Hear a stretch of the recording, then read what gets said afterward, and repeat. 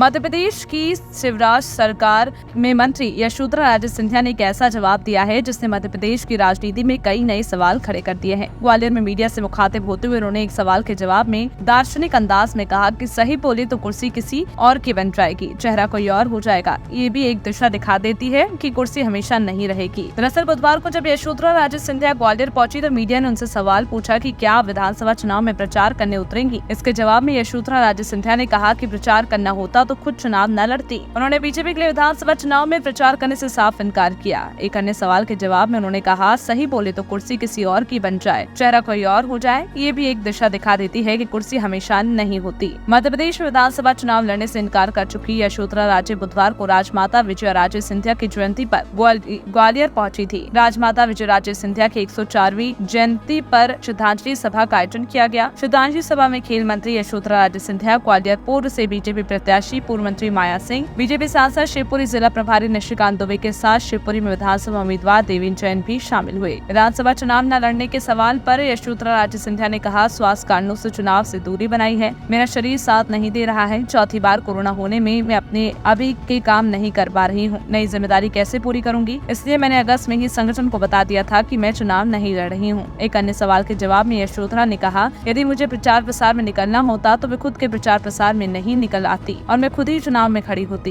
गौरतलब है कि यशोधरा ने सेहत का हवाला देते हुए इस बार चुनाव लड़ने से इनकार कर दिया था और अब ऐसे में उनका ये बड़ा बयान काफी ज्यादा सुर्खियां बटोर रहा है। इसी महीने नवंबर में 5 राज्यों में चुनाव होना है और मध्य प्रदेश में चुनाव की तारीख 17 तारीख है और एक ही चरण में मतदान मध्य प्रदेश में संपन्न होगा, जिसका परिणाम 3 दिसंबर को आएगा। तमाम बड़ी खबरों पर हम आपको लगातार अपडेट देते रहेंगे, लेकिन तब तक के लिए आप हमारे चैनल को सब्सक्राइब करें।